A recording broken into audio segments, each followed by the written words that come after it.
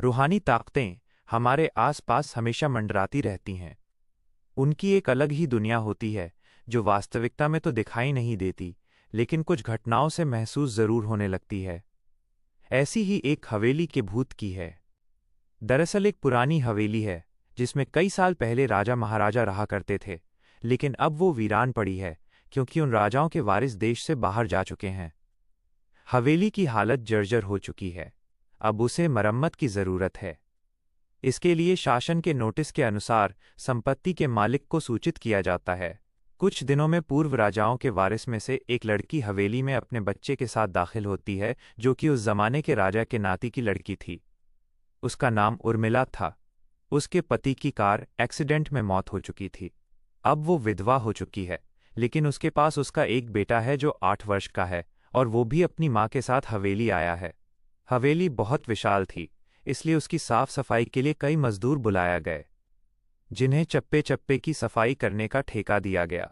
किसी को नहीं पता कि हवेली के कोने कोने में कितने खूनी रहस्य छुपे हुए हैं। उर्मिला के आने के बाद हवेली की हवा रूहानी होने लगती है।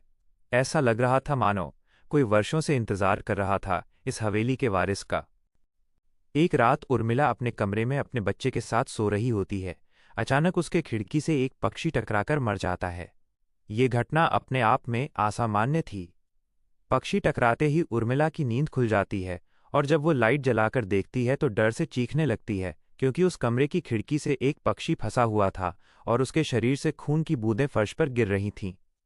नज़ारा इतना भयावह था कि वो अपने बच्चे को उठाना नहीं चाहती थी, लेकिन उर्मिला हिम्मत करके उस पक्षी को खिड़की से बाहर फेंक देती है।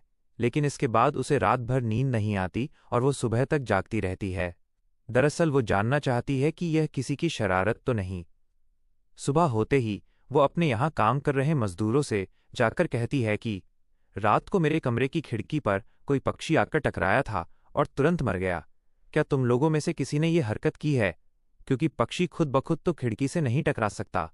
मजदूर कहते हैं, नहीं, हमने तो खिड़की से नीचे किसी पक्षी को मरा हुआ नहीं देखा। हम तो अभी वहां से चले आ रहे हैं, और जब सभी जाकर देखते हैं तो वहां वो पक्षी नहीं होता। उर्मिला घबराने लगती है कि ये क्या, यहाँ तो पक्षी होना चाहिए या कम से कम खून की कुछ बूंदें दिखनी चाहिए, लेकिन यहाँ पर पक्षी का एक पंख तक नहीं पड़ा हुआ। उर्मिला सभी मजदूरों को कहती है कि हवेली में बहुत सी कीमती चीजें और मूर्तियां हैं, संभाल के साफ सफाई करना। मजदूर अपने अपने काम में लग जाते हैं। उर्मिला अपने बच्चे के साथ कमरे में टीवी देख रही होती है कि अचानक हवेली की छत से एक मजदूर नीचे गिरता है। उर्मिला को अचानक लोगों की आवाज़ सुनाई देती है। वो भागकर खिड़की से नीचे देखती है तो एक मजदूर की लाश पड़ी होती है। गिरने का कारण पूछती है। लोगों के जवाब अलग अलग होते हैं। कोई कह रहा होता है कि इसने खुद आत्महत्या की है, और कोई कह रहा था कि यह गलती से गिर गया है। सभी के दावे अलग थे, लेकिन उर्मिला को कुछ अनकही बातें सुनाई दे रही थीं। उर्मिला के कान में अचानक एक आहट के साथ आवाज आती है, अपने बच्चे को बचा सकती है तो बचा ले। उर्मिला ये वाक्य सुनते ही अपने कमरे की तरफ भागने लगती है, क्योंकि कमरे में उसका बच्चा अकेला टीवी देख रहा होता है। जैसे ही उर्मिला कमरे में पहुंचती है तो उसका बेटा खिड़की से कूदने वाला ही होता है कि उर्मिला उसका पैर पकड़ लेती है और वो खिड़की से लटक जाता है। उर्मिला पूरी ताकत से उसे ऊपर खींचती है, लेकिन बच्चा फिर भी कूदने की जिद कर रहा होता है।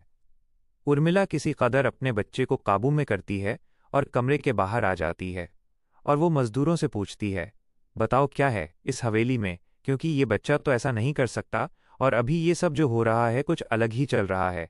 तभी एक बूढ़ा मजदूर उर्मिला से कहता है, बेटी, ज्यादा जानना हो तो अपने पूर्वजों की कहानी पढ़ो, तभी तुम्हें इस हवेली का इतिहास पता चलेगा। इस हवेली की कहानी की किताब इसी गांव के सरपंच के घर में रखी होती है, जो कि बहुत साल पहले मर चुके थे, लेकिन अब भी उनके बेटों के पास वो किताब मौजूद थी। उर्मिला सरपंच के घर पहुंचती है और किताब ले लेती है।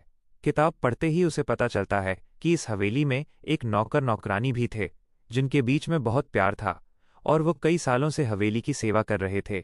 लेकिन एक बार रानी के शाही गहने चोरी हो गए, और उसके शंका में राजा ने नौकरानी को चोरी की सजा दी और उसे जिंदा दफना दिया गया।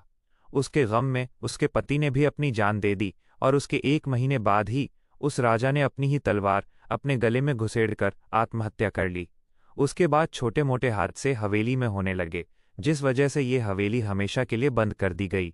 कई सालों के बाद वहां कोई आया है, जिससे वहां रहने वाली आत्माओं को मौका मिल गया फिर से बदला लेने का। उर्मिला हवेली का रहस्य जानकर यहां से जाना चाहती है, क्योंकि उसे अपने बच्चे की चिंता है। इसलिए वो रात में ही कार लेकर एयरपोर्ट के लिए निकल जाती है।